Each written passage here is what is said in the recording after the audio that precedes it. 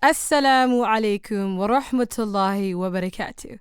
It is your girl, Cadar, back in the stew, and you're listening to the Digital Sisterhood podcast. You know it's only right that if we're going to have a men tell all, that we also have a women tell all. And so this week, we're playing Vibe Check with 4 incredible women. So I'm super excited for this conversation. I know some of you guys listened to the Brothers episode, so I'm sure you guys have thoughts. I'm excited to see how you guys play it. And yeah, let's start from the right, because right is the sunnah. So on my right here, do you want to introduce yourself? Hey guys, you might know me as Noelle or Bella Big Deal. Bella Big Deal. I can't believe I'm being shy, you guys. I thought, you know what? It's like when you have your big turn, this is your big moment. Let me start again. I think I need more energy. You know, when you're with greatness, this podcast means a lot to me. You know, it's so humbling to be around such honorable women. And when Cadar asked me, I was like, you know, I never get shy for things, but I think I'm shy. You can't be, because I want all the personality that is Bella Big Deal. I'm there. You know, I'm tapping in. You just get me warmed up, and I'm there. So you guys, again, I'm Noelle. I know myself. I call myself Bella Big Deal, but I am humbly the smallest deal in this room today. And you guys are gonna be around the most amazing women, and this is gonna be a great one. I'm so excited that Bella Big Deal is here, you guys. I'm just so excited that you're here. I just want to say that I was on time, and I came all the way from downtown Toronto. Regent Park. You know what I'm saying? And Eglinton still has construction, as the brother was talking about. What's going on here? It won't change. The street will not change. Absolutely. I think it's supposed to remind us of life lessons, that although the path and the road is rocky, you still make it to your destination. Ooh. Absolutely. That's the gems. That's the gems. How did she turn Eglinton into poetry? Whoa. Welcome. I'll be doing that sometimes. Wow. You know what I'm saying? I couldn't do that with the brothers because I was shy. But you know what I mean? I'll be smart and stuff. Honestly, you gave me 7. I said 6:58, because when Cadar tells you to come on the Digital Sisterhood podcast, you best not be a minute late. And so I was here, you know and I'm what? excited. I'm still so honored that you guys came anyways. Of course. You know, forget about on time. Just glad that you guys showed up and that you're showing out. And I'm excited to play this Vibe Check with you. So Bella Big Deal, thank you for the introduction. Thank you. Before we go to the next person, I want to ask Bella, are you looking for marriage? Wow. You gonna tell me like that? Okay. Am I looking for marriage? Of course I'm looking to perfect my deen. And how can I perfect my deen without oh wow. You know? Fire answer though. Fire answer. So absolutely everybody should be looking towards getting married and getting away from this fitna in this dunya. So of course. And I'm not married, so absolutely looking for marriage. Okay, next up. You already know. It's your girl. It's Vubrey, Aubrey, whatever you want to call it. You know, I leave it up to interpretation. I get called everything under the moon and the stars. At name Vubrey on Instagram. You already know. Come find me. Plug. Leader Victor. And I don't know why Bella Big Deal's not saying she's a big deal at this table. She's a big deal. She's a massive deal. But we are all big deals at this table. Whoa. I have a lot of knowledgeable sisters here. If you see how the place is sitting, knowledgeable to my expectations, but obviously we all can learn more. But this you chose very wisely. I did. I want to know how she chose this lineup, because this is fire. This might take more than an hour. No, it will. It might be. But I it was very intentional about who I chose to come on this podcast. So Ubah is, and Ubah Vubrey, or however you want to. Oh, she get my government now, but You have to. It's okay. Is someone that I met at the masjid. I think I met you through a bunch of people, and at the time you were doing all kinds of programs to help Somali youth, especially with gun violence. And Ubah she's just such an inspirational and charismatic individual. Shout out to and her. I just know she's gonna bring the heat on this game. I just know. I already know. I'm excited. So thank you, Ubah, for coming. Thank you for Noelle for coming. Of course. So you guys. Next up, we got Lule. Come on, guys, don't do that. Heavy wide receiver. What do they call it? They have a nickname for you, but I forget what it was. It's LA, fam. LA. That's just my initial. L-A-Y. Yeah. Salam alaikum, guys. It's really an honor to be on this podcast. You know, everyone sitting at the table today are my sisters. Wallahi, we've met each other for the sake of Allah. We love each other for the sake of Allah, and I'm just so happy to be here with all of you guys. It's just Lule. There's no other nickname. LA Just celebrity. your friendly neighborhood sister. I ain't no celeb, but yeah. Lule, are you looking for marriage? I think that everyone is, at the end of the day, it's the sunnah of the Prophet ﷺ, and we're all here to please Allah, and something that definitely pleases Allah. So. I love your answers, everybody. Everybody gave me PC political answers. I love it. I was going to say the boys were very conventional with their answers. I was like, I'm not angry yet. The whole time I was listening to them, I was like, did they practice? Did they No, other kind of give them I a sneak never peek? gave Because them a single mashallah, card. I want to give them their flowers because their answers fab. were amazing. Especially the I don't wanna- financial I don't one. wanna give them I wanted them to slip on the finance questions, and they were like, Fam, what? I think they knew they're on a big podcast. They're like, yo, we gotta be politically we still have to. We still have to. I give mean, them if they their want to get flowers. married, Mashallah. there's like Mashallah. 40,000 women listening to this. So Exactly. the heat was on them. They You know what I'm saying? don't want the source to be closed. So next up, and our last and final guest is Dad. my neighborhood ukhti and teacher, My ma'alim. Vubrey Ustadah Hilal. Assalamualaikum, guys. I feel so good to be back. I'm so really glad happy to be back here. Wallahi. I'm so grateful to be in this table right now with all my sisters. That means so much to me. And I'm really excited to play this vibe check. No, I can't wait. You know, when the crescent moon became full, we'll definitely be The crescent moon full. didn't only become full. She went to the other side of the world. There she but did. Let's get it moving. She did. I'm First super of all, excited. I had a fangirl moment right now when I was leading Salah. I was like, oh my God, I do not want to lead Salah beside Hilal. Can you take it from there? Because I'm not trying to qul wala. She goes, take it from there. Let's go. And I was like, what? Hit it one time. I hit it one time. You know, but Hilal is love real Hilal, humble. man. You know what I'm saying? Wallah, she's humble. Mashallah, She gets mashallah. all of us to lead Salah, even though Absolutely. it's wajib for her to lead it. Yeah. You know, I but said to her when I got mashallah. to Salah, I was like, shouldn't you be leading it? I know you know more Quran than me. May Allah preserve her May Allah and preserve her. her knowledge All of and us, her all of us. super excited. So Man, we have a team. we It's gonna do. be a good one. It's a good team. We got a huge team. So I'm excited. I'm gonna explain to you guys how to play vibe check, just in case you don't know. It's a question that, you know, men and women who are looking to get married, who made their intentions known to play. It's a questionnaire, kind of marriage questionnaire game where it asks us thought-provoking questions to create discussion. But the whole point of it is that, like, courting is very awkward nowadays, and sometimes people don't know how to ask the appropriate questions, the questions that kind of give you texture about a person, right? Sometimes we get stuck on what's your favorite color, and it's big 2021. We're not asking nobody. Big 2020. We're not asking people what your favorite 2021. color is anymore. You know, we're getting to the big questions, because at the end of the day, real questions get real answers. Absolutely. Right? So, yes. So the game and the intention is that people, inshallah, it makes it easy for them to get married. You know, marriage is important and it's beautiful. Companionship is beautiful. And I really believe that if you play this game, you'll set yourself up nice. You will.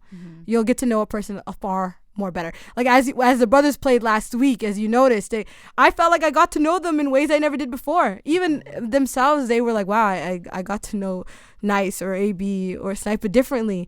And that's what, when you ask good questions, you get, you know, great perspective. So I'm excited to get to know you guys in this way. Normally this game would be played with, again, between brother and sisters, but here we're playing with each other and we're assessing, you know, the material of the game. You know, and if it's really good, and you guys can tell me the truth. Is it good? I feel like the questions, even it's not only like marriage based. You know, when you ask these questions, you learn more about yourself. When I was listening to the brothers doing it with you, I was answering it not even looking for marriage. I was just answering it like, oh, what do you feel about this? And when was the last time somebody did something nice for you? And I couldn't answer that right away, and I had to kind of look back and think about significant moments in my life. And so that means these questions are very intentional and they're very thought-provoking. It gets on a deeper level. So I feel like anybody could play, even with friends, like how we're doing it right now. You could. You're gonna get to know people and like things that shape them as a person, right? Yeah, on a more intimate level. Yeah. It's a very multi-dimensional game. Yeah. You know, you can play it with sisters in a fun way, and you can also play it for marriage. And it's a great gift. You know? Y'all, Brashaw's gonna be popping now. Yeah. It's different. Absolutely. Vibe check. It is. And we're going to set each other's vibes. Okay. So we're going to start with the icebreakers. So I'm going to ask you guys like 3 icebreaker questions and then we'll move on to each category, inshallah. So again, we're going to start from the right. So Noah, we'll always start with you. And then time. Come on, man. You know, anyway, we love to first hear the from best. you. No, I'm kidding. Let's go. And then we'll end it with Hilal, inshallah. Okay. So the first icebreaker question is, what's something you could do better than most people you know? Control my emotions. Ooh. I'm the youngest out of 7 kids, and they probably think, oh, you're very like full of emotions, and you're like, what do you call it? What do you call it with the youngest? They're very reactive. Help me, reactive and needy, and I'm pretty self-sufficient, and I know how. I have emotional intelligence. Yeah. I feel like a part of that comes from being raised by a father. My mom passed away when I was very young. Most of my parents know that. She passed away when I was 2 years old.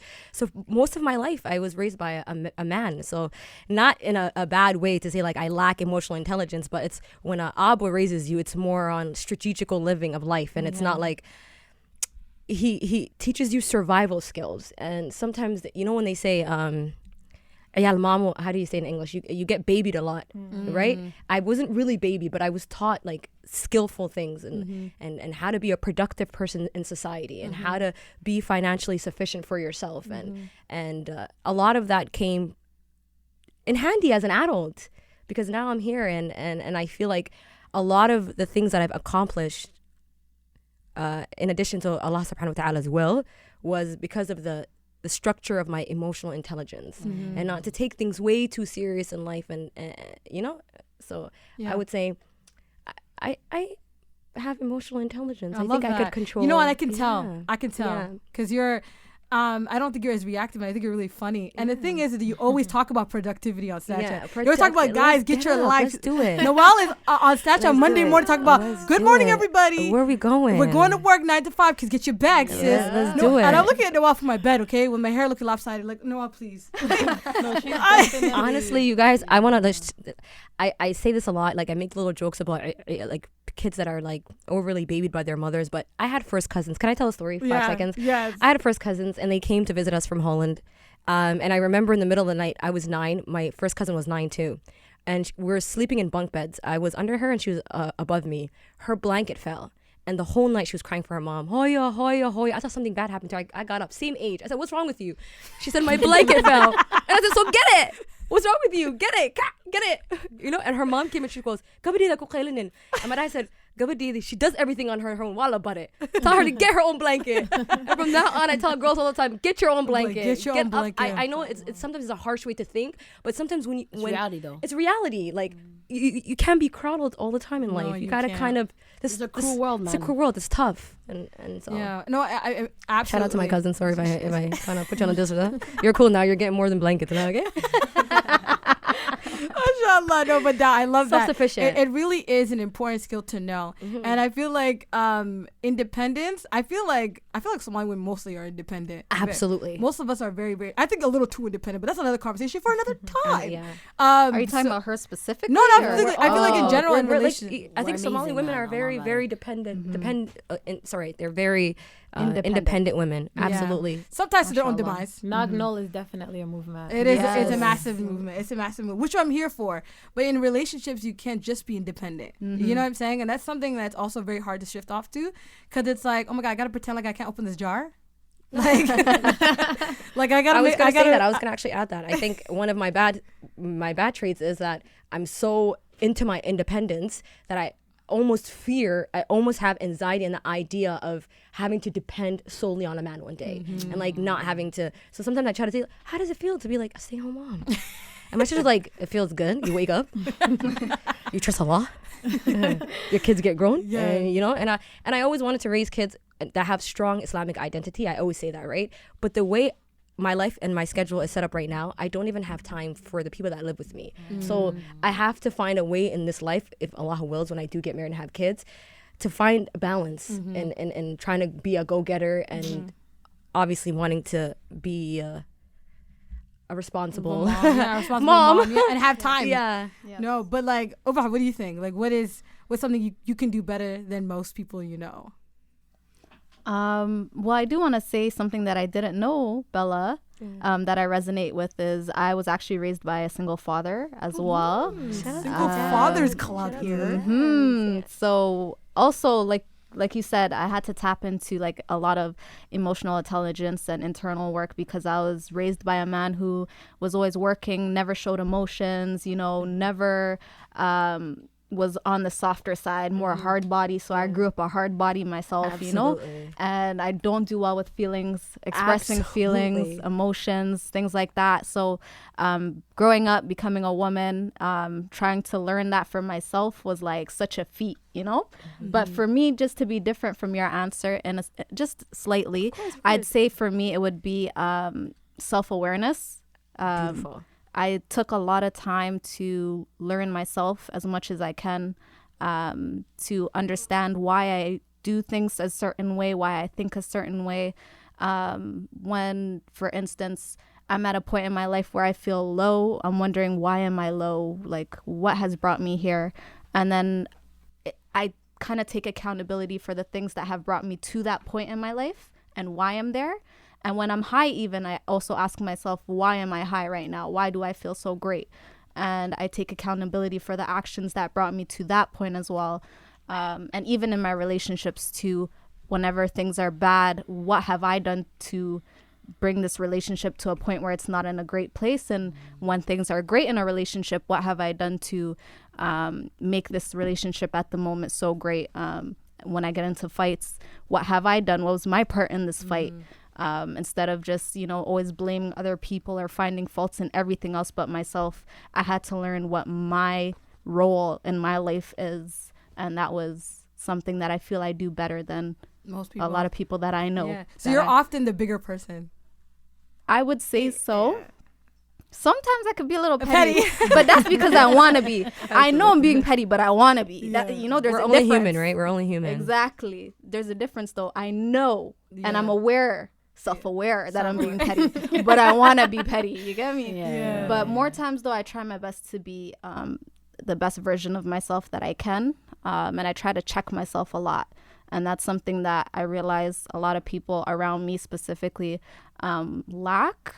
And even then, I give them the space and the capacity to be able to check themselves. At least I try to. And yeah, that's something that I feel I do well with myself is I check myself. I'm self-aware of my actions and what I say and what I do and the thought process behind it. And I'm still learning, but I feel like I've done a lot of work on my own with regards to that. Yeah. I believe that because whenever there was an issue, you always look at both sides. You've always been a person so everybody took a role. Okay, it's not just one ended story, and I've always admired that about you because I feel like you're very just. Yeah. And I think you're just because you're just you practice justice within yourself. Like if you do wrong, you do wrong, and I like that. That's an incredible characteristic in a person. And even when I am wrong, I know I'm wrong, and I do beat myself up about it. I don't just say it is what it is. I know when I'm wrong and I check myself about it, even if I don't do that more times in a way that's public or, more times in a way that other people are able to see it. I do that. So, I mean, if you're listening to this podcast right now, we have beef and I did you wrong. Listen. Is that time of year? Forgive me for the sake of Allah. It sounded like one of those Ramadan We're bringing that very early. Forgive me for the sake of Allah from now because, I got no beef with nobody. I'm living life over here. Yeah. This one time, Aubrey, you were very... No, I'm just kidding. we straight. We sisters. Lule, what could you do better than most people you know? I would say... I don't know. I feel like, I don't know if it's a Somali girl thing because I really relate with Obahan and Nawal, but it's just like something I feel like I do better than other people is that I know how to read the room, Beautiful. Social butterfly. I definitely pick up on vibes of people very easily and I know how to act. You know what I'm saying? I know how to conduct myself. I know how to speak to people when it's necessary, So yeah, I'm very independent and I don't like leaning on other people. So I just feel like I really related with you guys on that. But something I feel like I can do better than other people is just read the room and all different types of people and, just pick up on social cues. She ain't never lie. MashaAllah. Facts. Hilal. All facts. I just want to say there's a whole table of girl dads. Mashallah. MashaAllah. Allah Mbarak. Shout out to the Somali dads Allah Mbarak. that raise their MashaAllah. daughters. Mashallah. Yeah. We don't give them enough credit because there's so many of them out MashaAllah. there. May You know, Allah bless present our fathers. fathers. I mean. So what I can, let me just to make my answer different, because I relate to all you guys.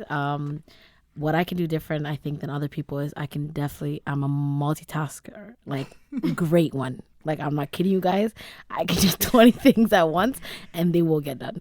So Amazing. that's one thing I can give myself without feeling like I have to humble myself in that case. No, because I definitely see you running to do groceries in her vehicle while she's doing a class on live, while she's driving, yeah? She's driving to go grocery shopping and she's doing a durus, okay? Wow. Hilal will be doing 100 things in one go. And I used to look at her and I said, I'm shocked that you haven't had like a burnout.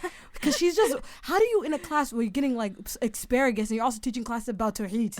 And you're just doing this. So you follow through with all of it. Because Yeah, I'll finish it, I'm yeah. a little bad. I mean, saying yes to 12 different things and I'll be on the 9th and the 12th is due. And then I'm like, I'm there, but I'm in the gym. And then I'm like, I do burn out. 10. Definitely. I Yeah. do burn out, but like I'm not gonna lie, I've mastered it now. MashaAllah. But I am still struggling with when I cannot do it, how to say no. That is something I'll take my L with that one. But if I do commit, it will get done. But will I be in shambles? Yeah. Will I be half person by the end of it? Yes, I will be. The day I knew I was going through is when I did subah in a wedding. That's the day I said, this is Yo, I think I remember that. And you Subah beside me.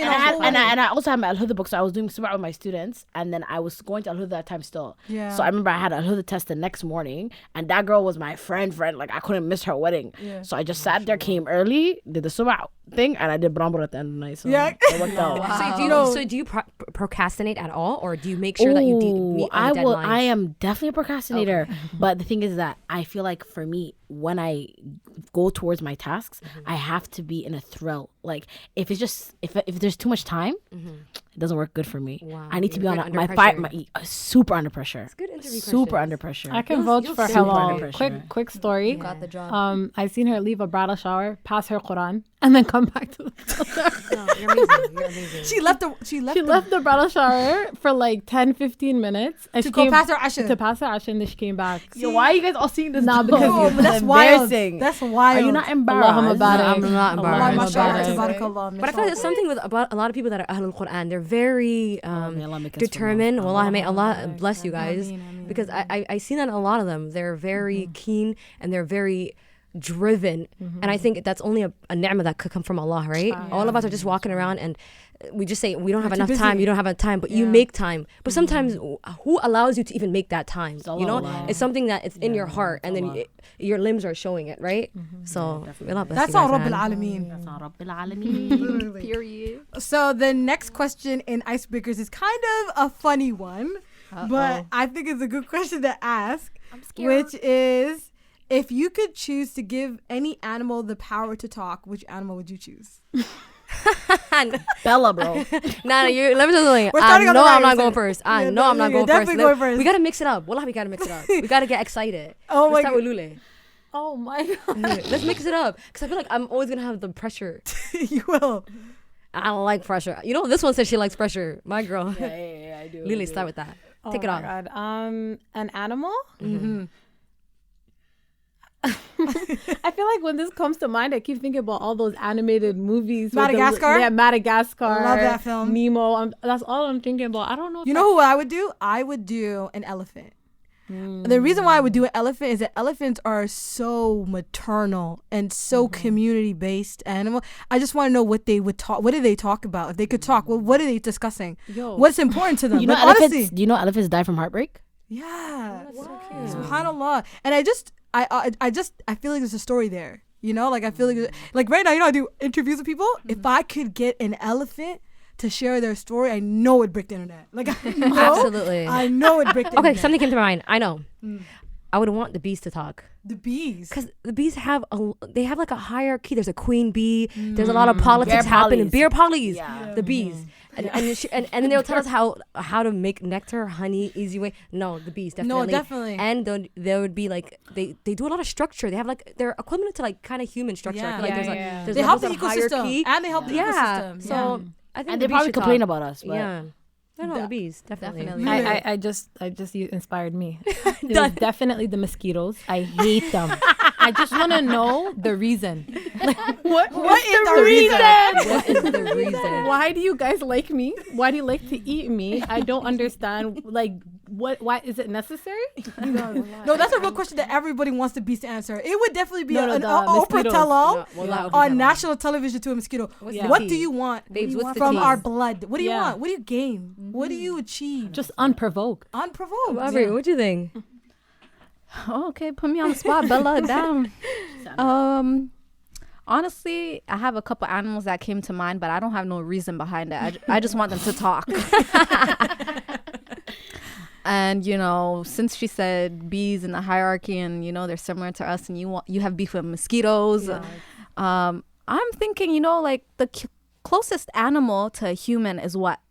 A monkey? Yeah. Okay. Yeah. I would want to know what goes through a monkey's head. Like, how close are they in terms of the mental capacity? Apparently they're to very a intelligent. human? Yeah, apparently they're very close to us. That's cool. And they're kind of interesting too. Like, I would say too. And how do they feel about about theorists saying that you guys, we were all monkeys? Exactly. How do you guys feel that we took the spotlight? The monkey's looking at us like, boy, I am not you. And I'm like, I am not you Charles too. Darwin, like, how do you feel about us taking the spotlight from you? Like, I would want to know. And there was an era of time where they used to take them and like experiment on them. And I know they have beef with humans, like massive beef. Like the Planet of the Apes came from somewhere. Yeah. That's real life. So when we say thought-provoking, this is the kind of questions I'm talking about. This is my kind of thought-provoking. Hilal, which go all animal? day. Which animal? So I have two answers, but there's a reason. So the first one would be my cat. I Oh, want Bella. Bella. If Bella was alive right now, Did you just call your cat Bella? Yeah. I didn't mean you. She better be a big When deal. I say yo Bella, She definitely was. She definitely when was. I heard the cat, when I said her, I said yo Bella, I want my cat. She passed away in February. Oh. We buried her. We buried her. God, I think Let me tell the story behind this. Bella died. Oh Okay, my God. and way I you just never said knew, and I didn't know. Like, it was like, because here. imagine this cat grew up with Hilal, been through Hilal, 15 years, and if you man. listen to Hilal's podcast episode, that cat was there softening, really like taking care of her. And when she died, and Hilal called me, tears in her eyes, and we all showed up in the middle of the winter to bury her. You know how hard it was? First of all, we buried her somewhere illegal, but the government don't forgive us. God forgive us. And second of all, there was a moment where Islamically, you have to bury animals, right? They were trying to burn her. I said no, no, we're not trying. They were. We don't do that, right? No, I I don't said think so. my I knowledge just on felt it. like, yo, why would I cremate? I wouldn't cremate myself. Yeah. And can you imagine we were sitting there emotional, and then there was a moment where I thought, are we supposed to pray Salat to Janazah? No. And he looked at me like this. She goes, no, nigga. I said, because it was just such an emotional, charged day. Also, on top of that, our friend Samir Sheikh Noor, shout out to her. I'm pretty sure her dahab, she dropped her dahab and fell into Bella's It's in Bella's casket. Khabri, yeah, it's in there. Oh no. Like, Bella is in. Fun is in fact the though, most Bella was wrapped in my dad's ihram. Okay, this is fun fact, wallahi. But the real animal though, aside from Bella, shout out to Bella, man. That girl gave me 15 years. She would ago, talk like, so much tea, though. She would expose me though. She would. She would expose me, man. But definitely an animal that I would want to speak would be a whale. Like under the sea. I want to know, like, because the whales, they inhabit a lot of the seas, right? Yeah. And like they see the sea life, and they're one of the biggest animal. Like, what are they, mammals? Well, no, are they called mammals?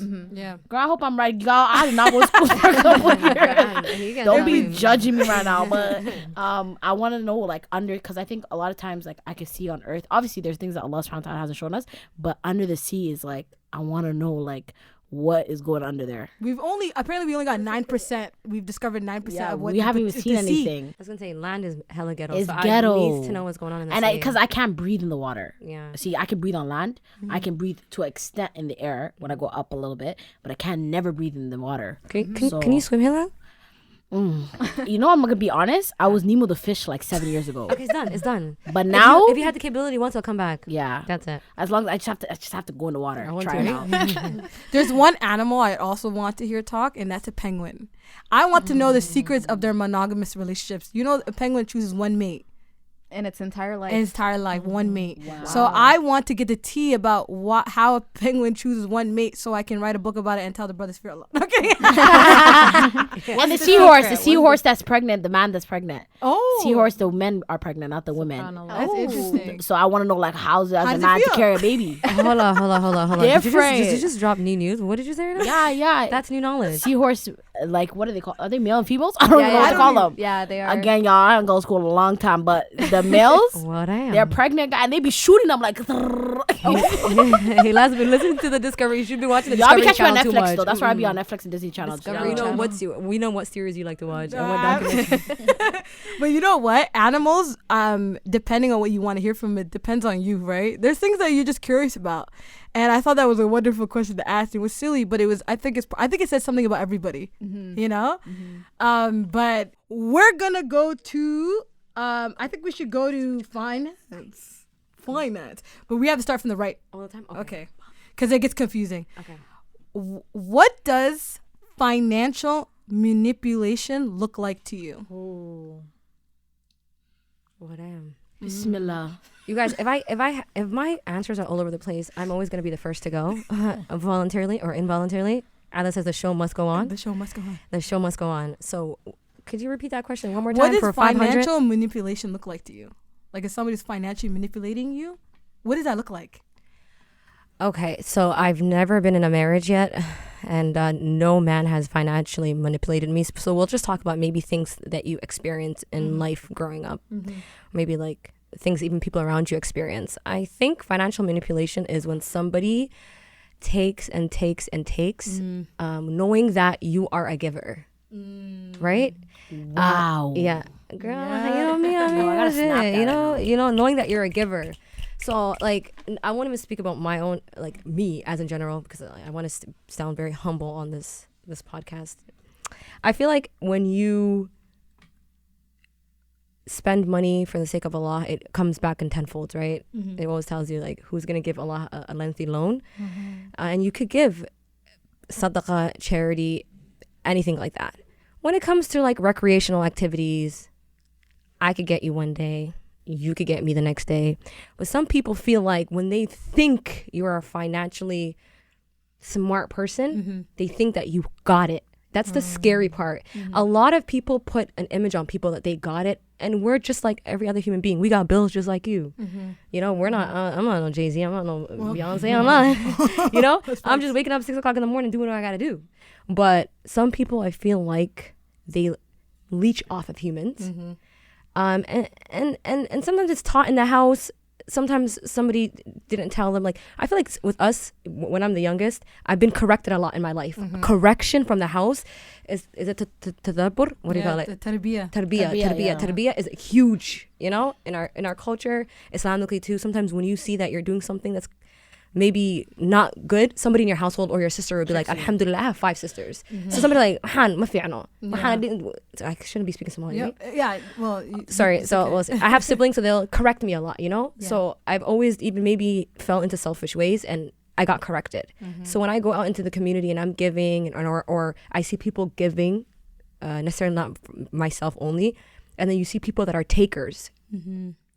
That is financial manipulation. Yeah, because they know the type of person you are. Yeah, and they know that they can benefit off it. And it's really hard too, especially if you're because our Islam, like, we teach to give, right? And there's also this concept that like sometimes the money you give, it's not even yours to begin with. Sometimes it belongs to the person. It was their rizq as well. But then there are people who intend, like they know the person that's a giver, and then they leech off that. And especially like even burden, like you're putting a burden on somebody. So let's say like you always got the bill. Oh my God, I got it. No, because you feel like you're in a different, maybe you have a full-time job. Let's say your friend doesn't have a full-time job. You have a full-time job. I feel like when I work, if I have a friend maybe not working as much, or maybe even in school, I always make it so that I pay the bill, whether it's small or big, because sometimes you feel like this, you don't want to put the person in a predicament where you want to divide. Sisterhood sometimes is we do things together, you know. It's I'm not talking about like going on a shopping spree, but like look, 2 coffees is $4. I don't need somebody to bring their $2 and I bring my $2. You know, I'm not like that. I be fighting these people, you know, I'm not like that. But it's like, subhanAllah, even when I wasn't maybe like had a job, or I was just like a high school student, like I knew when to stop taking. We have to learn as human beings when to stop taking. You know, because people will say, "Oh my God, here I got you." No, subhanAllah, no, it's good. It's good. Like I will literally fight you. Yeah, if you take, you have to learn. You know, and some people, they pass the manipulation stage where it's like a given. They stand there with full pride. And they look at you, girl, how you your husband? But how does financial manipulation look like in a marriage, though? In a marriage? Yeah. Girl, I ain't married. No, but I'm it's kidding. interesting. I would hypothesize that in a relationship, for example, if your I husband got it. said, Okay, sorry. Okay, You know, it was go all over ahead. the place. Yeah. I get shy. Yeah. A lot. No, but you Okay, I'll tell you this. in general. You got in general? Yeah. Okay, I'll say financial manipulation is if you put the rights that Allah put on you on me financially, right? So I love to make my own money, right? But if I marry a man and he tells me, let's say I start having kids and maybe I'm going through postpartum or I'm going through a difficult time in my pregnancy, I'm sick.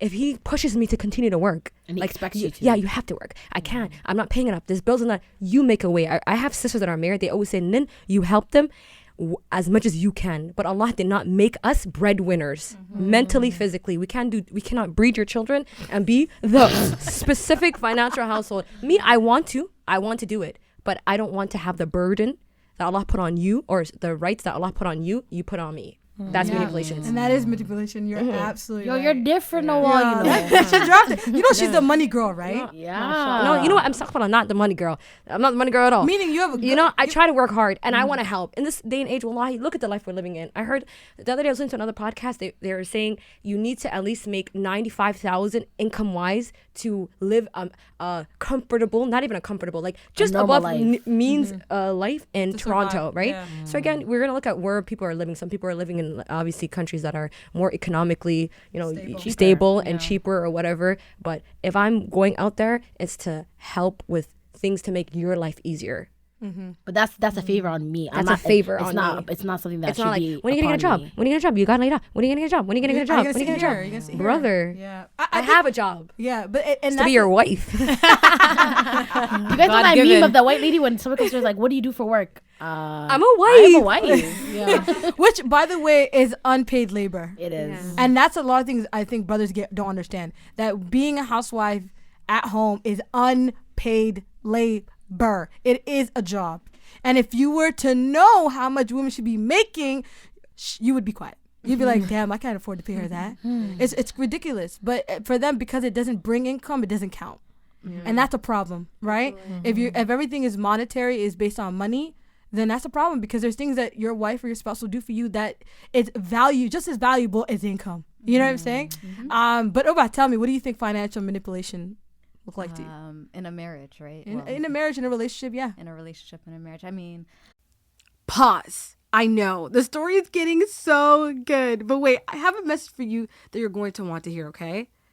Have you been looking for an opportunity to reconnect your faith by building a relationship with the Quran, or even learning Quranic Arabic, or even getting your questions answered about different rulings? Well, let me tell you, the Ribat Academic Institute is an online program that provides traditional Islamic education for women by women. Yes, you heard me right. Islamic education for women by women. Yes, all the courses are taught by female scholars. Allah Mubarak. You have a choice from over 50 courses ranging from Sirah to Tajweed to Fiqh and Hadith. You can even take classes like the 99 Names of Allah, or Purifying the Heart, or the reflections from the Quran, and the lessons from the life of the Prophet ﷺ, as well as a Mentorship Matters program on how to guide and support and help others.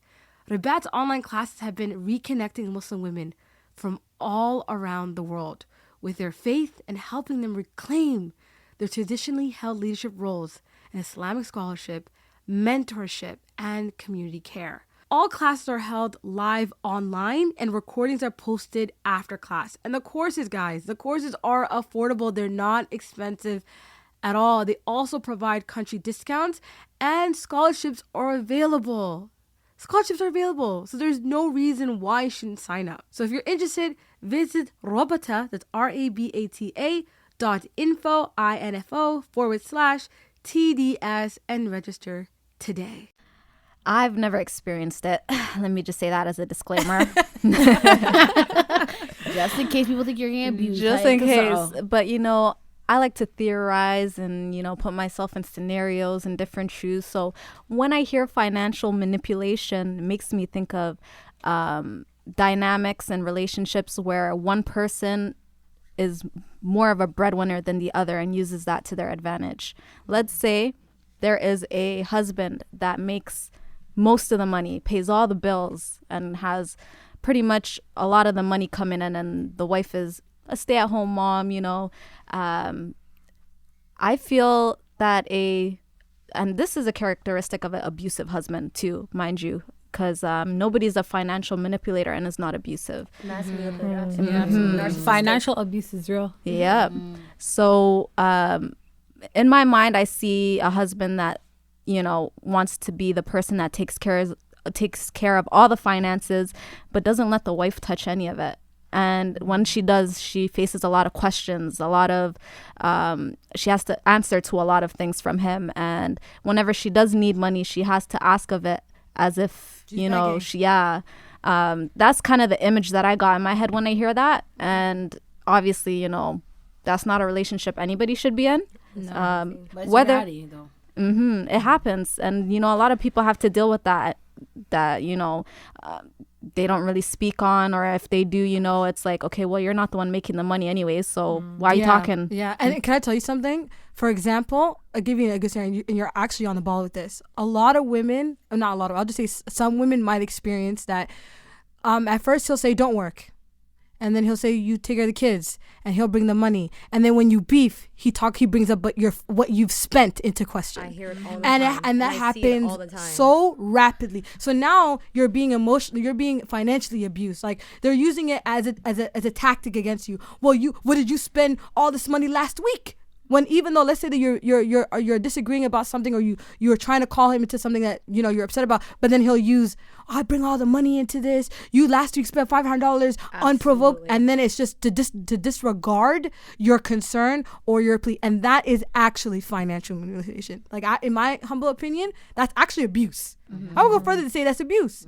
And I find that a lot of women, the reason why we're so independent, why we're go-getters, why we got 4 jobs, is that so a man can never say that you spent this much and you were never. And that's where our parents, if I want if I want those curtains, I'm getting those curtains. Getting it. If I want a new couches from my married, even I got married 4 years ago, brother, I'm changing those couches. It's happening. If I want that Gucci bag, that $1,200 Gucci bag, I'm getting that Gucci bag. I'm getting it. With our joint bank account, and you can't talk to me. I'm getting it. And that's the thing, though, and I think a lot of women are worried about being abused in that way. And I honestly, and I can only speak for myself, living in a small household. My mom makes me get 100 degrees so that I'm never in that position. And literally, she says it to me like straight. So when a man acts up, you tell him but there's also extremes in that as well, right? Because it's like, I think a lot of us can be looking at the exit sign all the time, and that's actually problematic as well. Before you even get married, you're already ready, preparing yourself for divorce. And that's the issue. Big blueprint. But the reality is, I'm only getting all this degree, so I'm not financially manipulated. And you know, like you just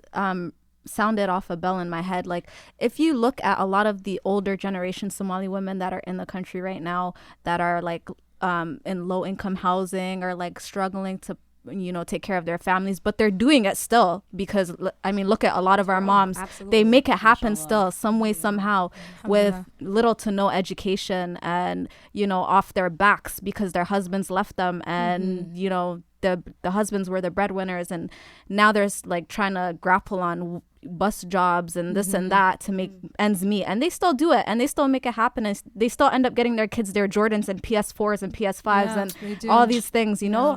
Mashallah. I mean, especially the mom, there's so many hella single moms out here playing the role for both. Not to dog on the men that are like obviously present, but the reality is a lot of us are raised by single moms, and you see those single moms, like, they're preparing their daughters to never be in their situation, because that's trauma, right? That's trauma. Yeah. They experience hella financial manipulation, so much so that's the first thing your mom's telling you about life. Go to university. So exactly, so nobody takes advantage. They have to like go out of their way and have to deal with so much just to ask their ex-husband to send them money to take care of their children and pay for their rent and this and that. Sometimes they don't even talk to their ex-husband, but their children will have to go to them and say, yo, Abo, like, can I get $500 to pay for textbooks for university?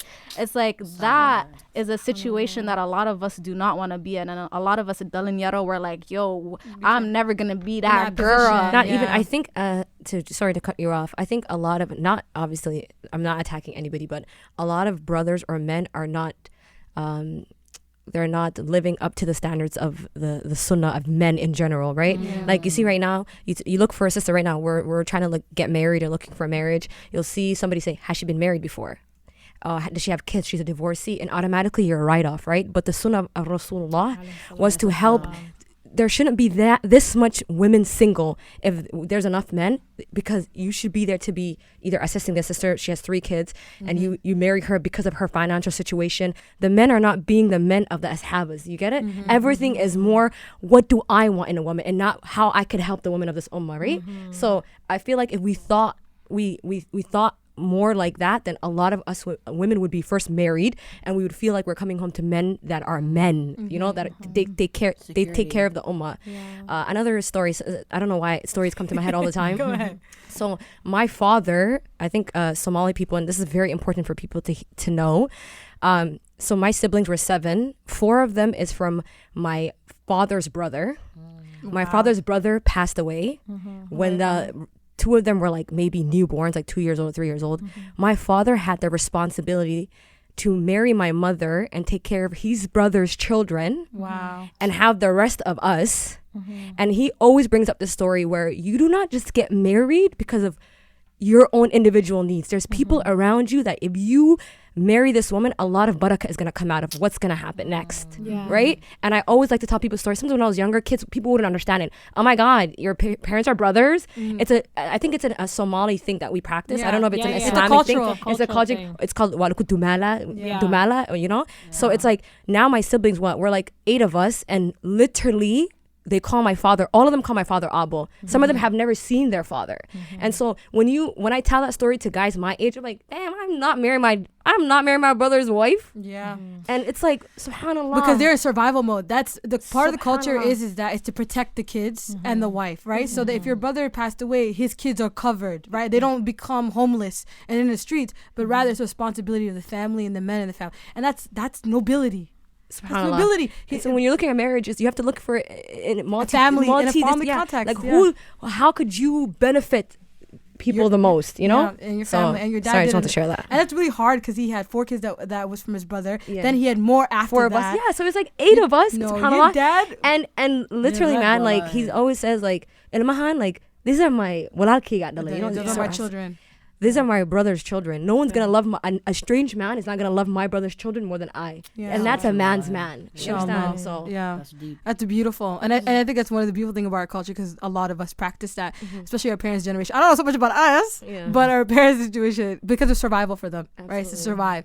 Lule, what do you think? I wanted to add on. I want to say shout out to the single moms. Shout out to the single moms, young because and old. they make it so easy. They make it look so easy, but it's so hard. You know, I feel like something we can all relate is that our parents never felt like we were missing anything at all. Like we had the world at our feet.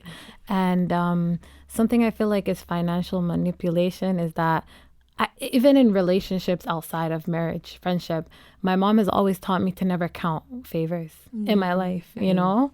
And it's like, it rubs me the wrong way when someone does something for me and then they bring it up. And even Allah subhanahu wa ta'ala talks about in the Quran, it's like, don't cause injury by mentioning your charity, you know, because it's like that sadaqah that you gave, it's gone, and the eyes of Allah is gone. Whatever you did is gone, and it's just like, subhanallah, financial manipulation. Like you're saying before, it's like the man, you spend money and he goes, well, I gave you A, B, and C, and D. Did I ask you? You know what I'm saying? The thank you, but that was unnecessary. I know what you gave me. You don't need to mention it. So may Allah protect all of us. May Allah make it easy for everyone. Great point. Okay, so I guess I'm coming from, like, you've been married, you got a little experience, I guess. Which, by the way, I forgot to say, you've been married before. Yeah. Married before. I mean, if y'all listen to the podcast, We know. catch up. know. But what I will say is 2 things, because just not to repeat, but basically, I think what Ubah said, in regards to, he is saying, I'm gonna be the man of the house. You stay. You just do you as a woman. Be a woman. You know, live your life. Take care of your needs or whatever you want, and I'll bring the bread to the house, right? And then he allows you in that type of lifestyle, but then when he marries you, all of a sudden now he's trying to control that money, right? Like, he's not letting you work. So if you're not gonna let me work and you are saying you're gonna provide for me, that provision is now coming with, like, locked doors. that every time you have to, it's not even, there's no problem asking your husband, by the way, saying, hey, can I get money? There's some women that don't have a problem with that, but giving her that honor and respect, that when she's asking you, you're not putting her down. Like she's begging you like some beggar on the street. Like, can I please have this money? I need to go to a grocery store. Like, what? To me, that's just mad. So to me, I feel like that's manipulation. And a second type of manipulation is if in a relationship, the woman is working, he's trying to control her money now. So you trying to come for her money now. And in the religion, you know, and this is why I say alhamdulillah ni'matul islam. The blueprint. Takbir. Allahu Akbar. Go to the blueprint, man. Man, because these, no offense, but like, if you look at the regular, you know, non-Muslim person, right? Like, especially if you look at the white person, like, just be specific. They're saying, no, this is real reality, guys. I'm about to spit some facts right now. I was about to be a little bit tasty. Am I on the Breakfast Club? You're saying white like mayonnaise.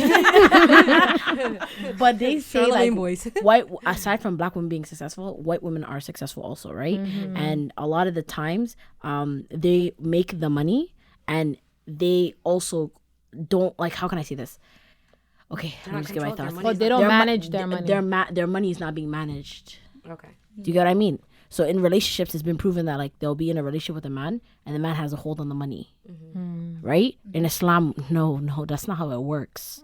Listen, if I make the money, that's my money. My money is my money. Your money is my money too. Yeah, I was waiting for that line. But you get it? But your money is our money, and my money ain't your money. Say it one more time. You get what I mean? So my money is my. We're not opposed to money management though, right? Because I'm all for money management. No, I'm cool for that. Because some lawyers they've been tripping with the dahab and the farsal. And he has to tell you need to chill. I'm for the brothers sometimes. Yeah. I'm big on money management because Yes. I feel like I would manage my man's finances. But to an extent where like if you see the way she's spending her money, and you're every single thing, you're like, why did you buy that?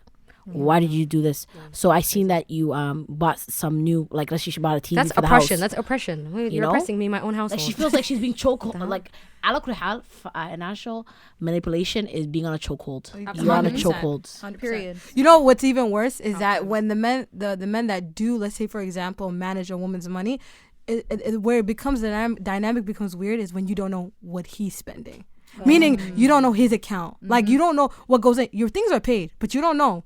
And then yet he wants to know every dollar and crook that comes out of your account. How's that fair? Yep. I don't It's know not you. normal. I don't know every crook of you. That's insane. You know, and then you want to know every the dynamic. That's not fair. That's manipulation as You know well. what just scares me that we have a plan before we get married, and the plan shifts the day we get married. That's what scares me about marriage. It's like, fam, we were not saying this in the talking stage.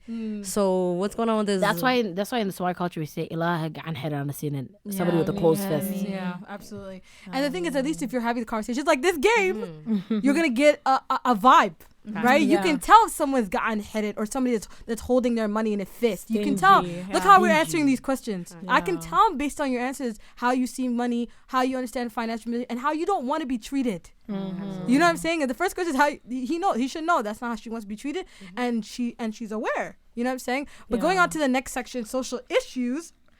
My question to you guys is: do you believe in gender roles when it comes to how a relationship and a family should function? Noel, take the mic. please take the mic. Yes, I believe in gender roles to an extent. So, if you live in a household, let's say chores, for instance.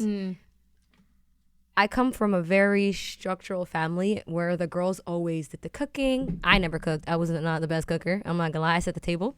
I'm a table setter. So I didn't really see my brothers in the kitchen that much, but they would do like man chores. So like, I don't know if there's such thing as a man chores, but like they'd do like vacuuming the 2 floors. You know, Reach Back that time had 3 floors, so they would vacuum the whole carpets and like mow the lawn and like, you know, go grocery shopping, stuff like that. I'll put the groceries away. Simple stuff like that. Maybe I would break it when I have children, but that's simple gender roles inside a household, you know. I believe the man should be the breadwinner. I'm big on that. I also would want to be of assistance. Again, I say that word assistance. Yeah. Because it ain't my job. Assistance. And you know, I'm very big. I have 2 sisters, both of them happily married for over like 4 years each. And I had a stay-home mom, and I have a sister that worked all 4 years. And they both tell me the same thing. Shaqeso. Both of them. Both of them. One was married for 18 years. She said, do not leave your job. Work. Whatever I tell you, work. And my sister has a happy marriage. Her husband takes care of everything. And she said, there's nothing like dependency when your kids come from school and they want a trip, they go run to their dad. They're like, Dad, I want to, you feel like you want to benefit your kids in different levels, and you kind of want to be like, I'm just not coming for when there's a boo-boo and there's a, mommy could come and, take you back to school shopping too. But I don't mind. I'll use daddy's card and we go back to school shopping. But yeah, gender roles, definitely, but they could be switched around. I don't think they need to be keened and like, oh, it has to stay this way or the marriage is not going to work, And I'm big, I'm not going to lie, you guys. I always say I like to work, I like to make my own money, but I'm big on helping my significant other because I feel like two hands are better than one. No.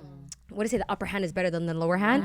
So in the end of the day, this is your household. A lot of the times when we look at meher this, meher that, money this, money that, we're literally one body. This person's going to be my protection and I'm going to protect him, right? The garment. Right? Yeah. So I don't want my garment to be shaking it. No, you don't. You don't have to be shaking it, right? So it's like you have to know your means and you have to know what your living standard is and what you can minimalize so that you guys can get comfort. A lot of times when a man sees you, he'll tell me, oh my God, no, you work 2 jobs and you do this, you do that. Yeah. But it's like, I work 2 jobs, but guess what? That income is going to go back to my household and it's going to go back to the man that I'm married to and it's going to go back to the kids that I have. And that this is not only going to be for my mouth to feed for the rest of my life. So gender roles could be switched around. But this is the part where men don't understand, right? Of the significance of his money is our money, my money is money. Women will always give to their family. Always. We're full of mercy. And that's the thing I wish brothers would understand more is that because they always think that a girl's trying to play them. If you notice, they're very defensive. No, she's just trying to take my money. There's a lot of controversy, you guys, in money only because,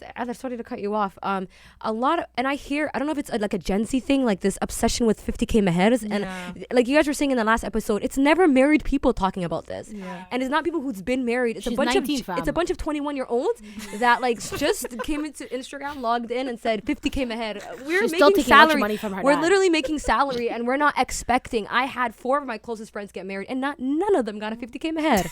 Okay, all of them educated women, all of them good careers. Subhanallah. They're not getting married. They're not getting married for the money. So anyways. This is all an illusion. But there is a lot of burden on women that tell men, I want this, I want that, I want this, and if you can't give it to me, I'm not marrying you. Yeah. Yes. There's no haram in that, but again, we have to go back to the sunnah, right? You have to make marriage easy for you, because this is supposed to be of a barakah and a benefit. It's supposed to be something that's supposed to cause less fitna. Yeah. And putting a burden is what more fitna is that, Yeah. So and if you're not making it easy for them, Nawal, you don't love the person then. I think you don't love them. When I hear people they divide through because of finances, I'm like, don't how love scary each other. does it get into marriage? Because even outside of marriage, people fight about finances, and it's like, I don't know. Well, they make very touchy for subject. example, my parents, right? At the end of the day, they have a survival mentality, which is why I feel like our parents succeed. If they're still married, they're succeeding, a lot of them. And I will say that it's because they recognize what's important. When you have nothing to focus on, you focus on each other, right? And in a negative way. And so I mean, finances, it's a tricky subject, but you have to understand, as people of color, money is not being circled back to us. It is not being circled back. And so if you look at the numbers and stats, the amount of brothers exceeding a certain level is very low. Does that make them less worthy for marriage? Does that make them incapable? Does it mean their characteristics is garbage? No. A person's value isn't based on what they make. And somebody who doesn't have money yesterday could be rich as hell tomorrow. Yeah. So you never know. And somebody who you meet and they're like, they have all this money. Tomorrow you marry for that materialistic thing. Yeah. And Allah musta'an, something could happen and that money's stripped from him. So what, now you're leaving? Yeah. And the importance at the end of the day is that if you cannot afford to maintain a household and a wife, you should fast, right? Yeah. You should figure that sort that part out, right? Yeah. For the sisters that have brothers that say they can afford this, and they give you your food, the back goes on your back, they give you a good living, a comfortable living, all that stuff, and they want to give you your rights. They want to, he wants to give you your rights. Then you have to ask yourself, fear Allah. He wants to fulfill all your rights, and he's a good person. He's just short here and there. I'm not saying, sisters, marry a broke man that's gonna give you 1 mattress in Egypt. Don't do that. Don't do that. No. Don't do that. Don't listen to anybody that tells you, sister, I tied my camel, so let's go. No, tie more camels, brother. Double up, spin back when you have 5 camels. Like at the end of the day, have standards, okay? But Okay, wait, but am I extravagance. wrong if I love someone enough, I'll sleep with you on an air mattress. It's not wrong. Because you're a hopeless romantic. This is why we brought Oba to the podcast. No, but that's why she's a hopeless romantic. hopeless No, romantic. Oba has the definition of a ride or die. Yeah. Ride or die. She's definitely one Which, of but those. if there's any brothers that are interested in right now, we got one. I was gonna get got one in the Oh my cut. god, my DM's gonna be full of broke niggas now. We're rich in the heart. That's all that counts. It's rich in the heart. No one I'm said just they're rich joking. in the heart. I'm freaking screaming. Listen, let me tell you, ladies. I was taught to cook and clean for my man and to cater to. I'm joking. I'm joking. No, nothing wrong with that. Those are gender roles that are good. Why? I mean, gender going, roles. Thumbs up. so going back to gender roles, Yeah. okay, let's pull away from finance again. Going back to gender roles, I don't believe in gender roles to differ from Bella, and that's only because I feel like if you can do it, whatever it is. If you're the woman and you are the one that's making more money than the man, then it is what it is. Then you're the breadwinner, and he can be at home cooking the meals, and you when you come back from work, like it's not that deep. He can change diapers while you take out the garbage. You can vacuum the carpets, and he can go grocery shopping and put it away. And to me, if you can do it, if you're able, do it. You know what I mean? I don't. You're saying believe in- like gender roles should be flexible. yeah, I don't believe in gender roles to begin with. Like, I don't think there's a role that's just for a man and a role that's just for a woman, apart from like things that are the obvious, Like he pays for, like, do you think, for example, gender in terms of, do you think he should be the provider? Do you think men should be the provider of a household? Can I be specific in a question? If today a guy took you out, who's paying the bill? I was just about to ask her that. Yeah, I need to know. I just want her to ramble one, two. Because you don't believe in gender her roles, right? around So one, right two. now, if you go outside and let's say a man takes you out and you go eat, who's paying that bill? I think whoever initiated the date should pay the bill. So more times if I'm being taken She's out. smart. That was a conventional answer. We love it. We love Wow. to see it. There was you no trying wrong to in that. save yourself. There was not wrong in that. There was no I wrong in gotta that. laugh There you was for no that wrong in one. that. There was no wrong in that. But guess what? If More I'm times, being I know taken it's out- not you asking the date, so you know what you're doing. You play with your words. Say what you gotta say with your chest. Oh, you're I am smart. not You're playing for a smart. date. You feel me, sister? She's not asking nobody on no date because you're not paying. I'm not paying. But listen, okay, this is how I feel about it though. If he's taking me out the first time, right? Boom, he's gonna pay for it, whatever. I'm always gonna do that fake, like, oh, let me pay for it. And he'll be like, no, I got it. I'll be like, okay, But like, okay, the second time, the third time, at some point, I'm gonna be like, okay, let me handle it this time, because I don't believe in letting one person pay for everything all the time either. You know what I mean? Some girls believe that the man should pay for the date all the time. Financial manipulation. Do you believe in that? No, I don't think that. I think if you're married to a person every time, I think that's okay Every for time. you. Some For people- you to do one or two. First of all, when you're married, again, I have to put this. People was like, my husband got me this. We got each other this, okay? Because it's coming from both our accounts, brother. I got you your birthday gift from your account. Thank yourself too. And thank your boss that writes the check. I mean, I'm screaming. wallahi. Because people make everything so divided. Wallahi. Even my sister told me one day, they're like, yeah, my husband will pay rent. What did I? She was no wall. In the end of the day, you don't know where that money's coming from because the money, I'll tell you one thing, one hits on Friday, the next hits on Thursday, and you don't know who. It's the first person's check that hits that's getting paid the bill. So it's a one man army. You guys just have to stand firm, man. Thank you. Like, I don't get this 50-50 debate. Like, listen, he's gonna pay for this bill, I'll pay for the other. He's gonna pay for this, I'm gonna pay for that. I'm gonna buy the groceries, he's gonna Some people have an handle the understanding. hydro. Some like, people have an understanding where, Yeah. apparently, financial people say like somebody has to be saving and somebody has to be spending. If both of you guys are taking from one pot, there's nobody saving, right? So I think that's it's deep. Mr. Ramsey. I listen to a lot of financial podcasts. I'm trying to get out of Regent Park, man. My rapping career flopped. My YouTube career flopped. I'm still working on 9 to 5.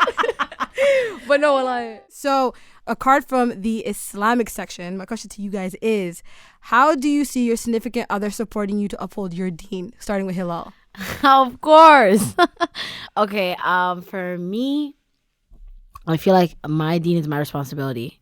So for me, like in the beginning, before I come into a relationship, I never expect you to be like upholding my religion. That's up to me, right? But I expect you to aid me if I fall or if I forget and remind me, yes.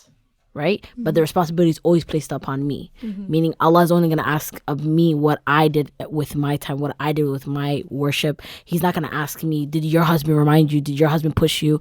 But it would be nice. It would be nice. But if you're going to speak to me specifically, I'm going to be very specific. As Mona said, she wants us to be specific. For me, I cannot be in a marriage, period, if the brother is not Islamically focused. If he's not Islamically focused and he's not grinding maybe not like me, but similar, we will not get along. It's just straight as like that. Sorry, repeat the question. So basically the question is, how do you see your significant other supporting you uphold your deen and upholding your deen? Okay. I think that starts before you even marry the person, right? There's a haqq that someone was telling me, there's a haqq that your kids have on you before you're even born, and that's the father that you choose for them. And Y'all got their ustads here. the type of person that I want is someone definitely to motivate me. I have to agree with halal. I want someone to push me to be my best, but obviously first and foremost, I have to push myself. You live alone, die alone, you know? We're in this dunya together to encourage each other, and I just want my husband to definitely push me always to be my best self. And big reminder that your husband can definitely be your way to Jannah. You know, the He hadith can make him break you too. The hadith of the Prophet ﷺ said, the woman who prays her salah, pays sadaqah, fasts Ramadan, and her husband is pleased with her, Jannah, any gate you want, baby girl. Mac and cheese. I said she said cater to you. Yeah, I'm gonna cater to you if you're getting me to Jannah, bro. Period. What you want? Which door, baby girl? No, I think it's a beautiful way, and I think people forget that that is such an important, an easy way to enter Jannah is if your husband's pleased with you. 100%. Obviously, if you marry a merciful and kind husband, then your job will be raha, easy. Exactly. Now, if you marry a tyrant, then you already know. It's a difficult situation, and we see an example of Asiya, right? Asiya and Fir'aun, and how she was, a kind of, but you saw how he treated her. You know what I'm saying? And still, Allah gave her a way out. And Adad, a lot of people, just quickly, in society, a woman who is obedient to her husband is seen as weak. You're not weak. You're in 2021 right now. If a woman says like, which I don't think, this is why I say to girls, be careful of how you speak on how you treat your husbands, because the outside world might think of you and try to put you down for the way you treat your husband. But there ain't nothing wrong. If you love your husband, put him first, cater to him, you obey him, even though that word a lot of women are very sensitive with. But the reality is, the Prophet did say, if you do obey your husband, you do get Jannah. So there's no weakness in that. You're actually a strong woman for that. AKA, it's okay to be a simp. Thank you. It's okay. And the thing is, and this goes vice versa to the brothers who always feel like they can't be a simp. Brother, what's a simp? A man that's good to his wife? The man that provides for his wife, the man that's emotionally engaged and active and present. You should be that That's person. A simp to his wife is not a simp, it's a king, akhi. It's a king. I used to hear that my neighbors, they used to be like, this guy, there's something off about him. I asked somebody, I was like, what was wrong with him? He said, he always picks up his kids from school on time. Okay. And I looked, I said, his own kids? The one he birthed from his own kids? And Somali community, sometimes they see dad's worker. When does he have time to get off work and pick up his kids? Whenever he does. It's his kids. So it's crazy. It's an interesting dynamic. But next to the next question is a scenario question, okay? So the scenario question is, if you find out that your partner has been confiding in another person about your marital issues, you thought you were both happy, and there seems to be no reason for this, is this a major violation? SubhanAllah, I will go first willingly. Fear Allah, sister, do not befriend somebody that is not your mahram, and that is definitely not my husband. Well, women and men share their marital issues, and that's with me, let me tell you something. Like, when you just like Lule, when you are an open person and you're very, very bubbly, like all of us, and growing up, I have a lot of guy friends, and I don't know if they're I don't know if I should say that, but like I had a lot of guy friends growing up. Like it'd be normal. They would tell me their problems. I'll tell them my problems. It doesn't really have to be about relationships and stuff. But I've noticed like when you start becoming an adult, a lot of that shifts a little bit. People have their respectful boundaries. When you're not even married. Right now I'm not married, and I wouldn't want any of my guy friends that I maybe grew up with to even tell me anything about their wife unless it's something that I could aid or assist them in. I'm very, very actually against, I always said it turns me off when a guy says I have a female best friend. It happens a lot with these Gen Zs or these new millenniums. I don't know what it is. My best friend, and it's a boy and a girl all the time. It's very odd. Yeah. When we say friends, we say like, oh, it's guys that used to give you rides from university, stuff like that. But it's like my best friend, and that I share a lot of stuff with, it really bothered me. No, the marriage is an A and B. Everyone should see their way out. Absolutely. But the only way Roger that's Bell, the only tell us way, why you're here. Yes, but the only reason Brother. why people should be brought in Yeah. is if it's like subhanAllah, A marital issue. marital issues. Yeah. Aside from that, the marriage should always be kept private between you and your husband. It's all right, isn't it? Isn't And if it he right? goes to Yeah, another, if it he is, goes it to another is. person, and let me just say this: if your husband goes to another man, or anybody, even a female, and tells you your marriage problems, why you think your marriage is going good, Yeah. he's not coming to you. Absolutely. It's There's wrong. something wrong. Absolutely. There's something wrong. Communication, though, and you guys. vice versa. Communication's And big. vice versa. There's a lot of women that have issues with their husband and don't tell them, but they'll tell their friends. That's that a weird. You're same weird. thing. Guess what? To me, that's a major violation. Yeah. That's a major violation of trust. Yeah. You know what Nah, I'm saying? like I'm gonna be cheesed. Oh, geez, for me, 100%. it's actually like It's a write-off. It's a write-off. I've Give said me it a on pen and it's gonna be the same penalty, kick him after out. that. That's what I'm saying. Yeah, I don't know if it should Personally, be the I think same. for me, that's a deal breaker. It's for the Yeah, streets. yeah, You gotta go. Yeah. It's a deal breaker. How do you Tell go? me first. How for do the you? streets. Gotta But go. even that, how does he go and tell your marital issue that you were not aware of? That's That the- you thought you were Gucci, that you thought you were there for, and then he goes and tells somebody else, and then now it's like what? That's the worst. To me, it's like I know it sounds extreme, but that's to me is a divorce. No, you're not extreme. But I That's feel a like fight, man. That's a fight. I don't know how I can look at you the same way. You just Like what are But you know, where are the lines? do you think Like, do you think people are afraid though? Like a communication. Sometimes men will come. Like let's say us, we're a group of 5 sisters.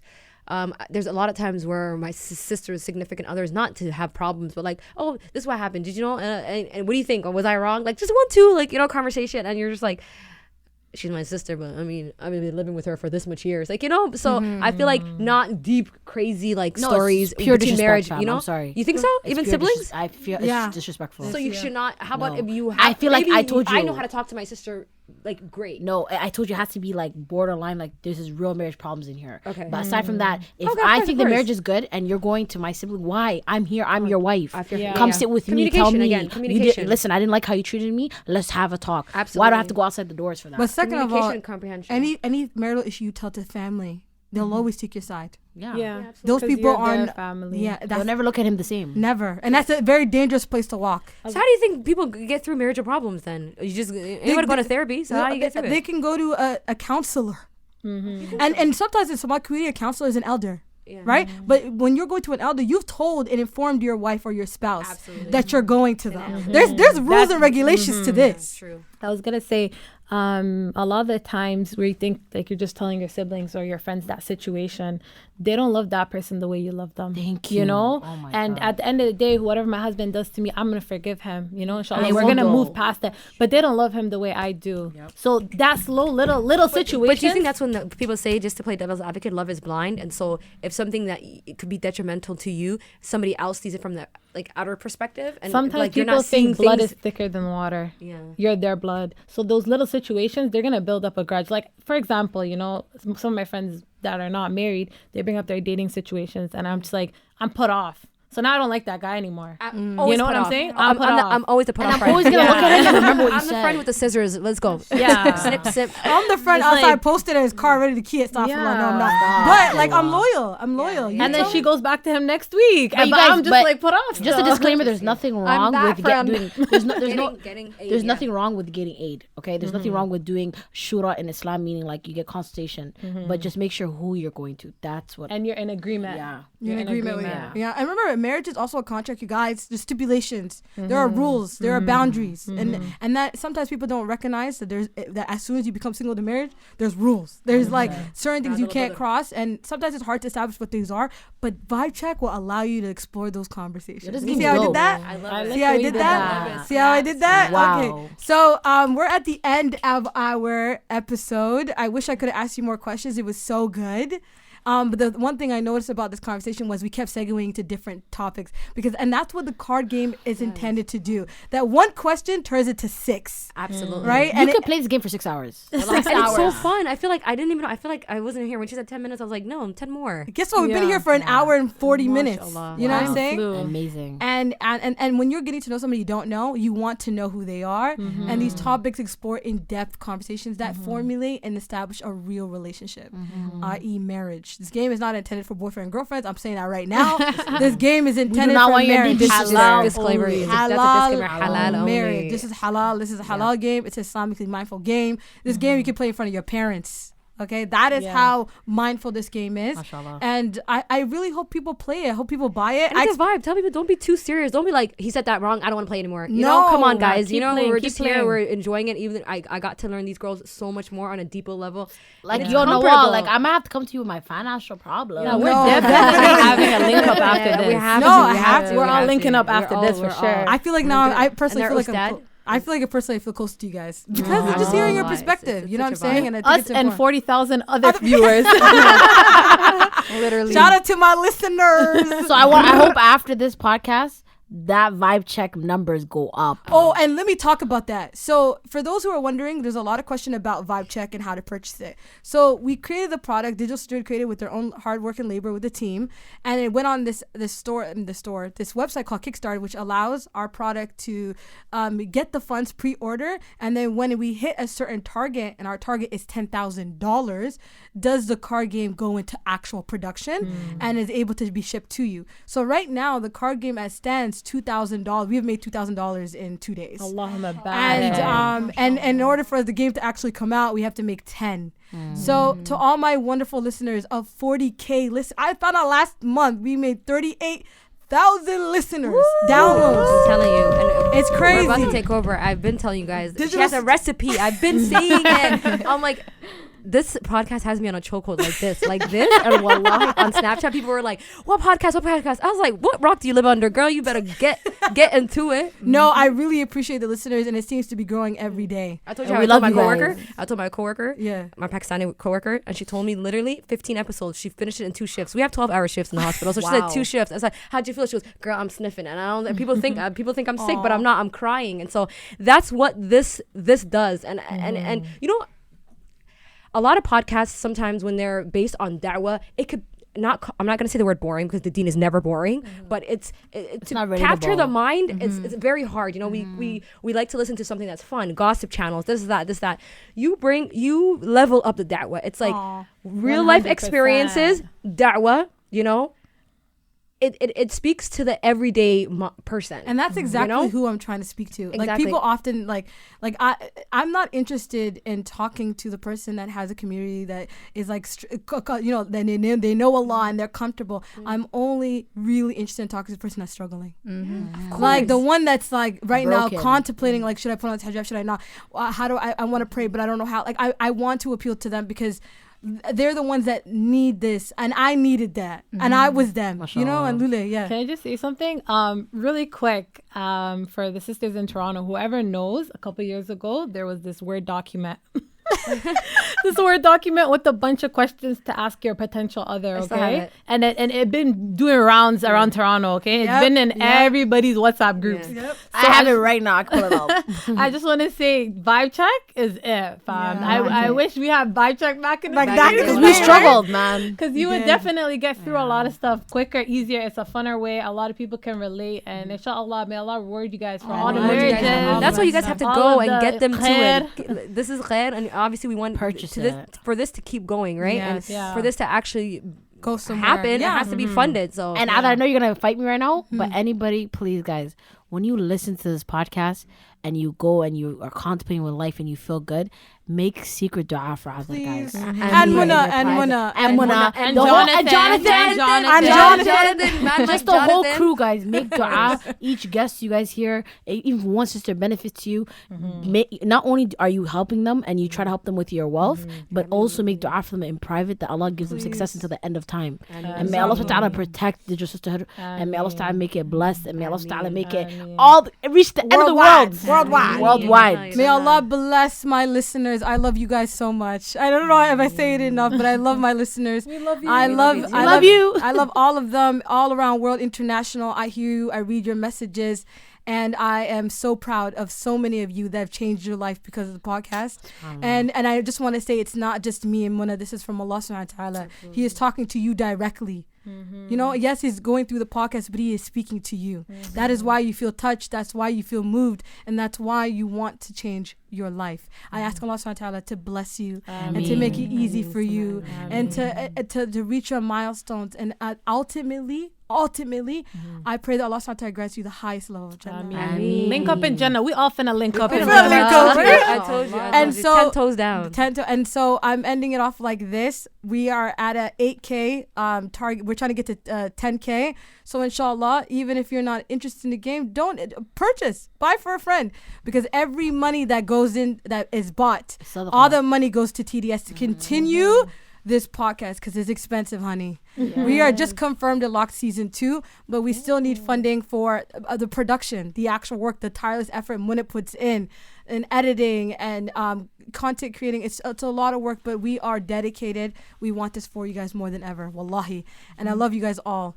And thank you, Adar, for having us. No, thank you for coming, you guys. I'm so honored. Honorable women. I love you guys. It's beautiful. It's been real TDS. Don't know. Oh my God. So on that note, this episode was brought to you by Beautiful Light Studios. Thank you to Muna Sheikh Umar for producing this beautiful podcast, sis. I love you. I love you so much. If you're interested in buying Vibe Check, go to our Instagram page, hit the link at Kickstarter, www.kickstarter.com/thedigitalsisterhood. Well, actually /Vibe Check. And yeah, give us a follow, share the podcast. And yes, I will be back next week in your ear, in your speaker, telling you a good story. That's a wrap. Woo!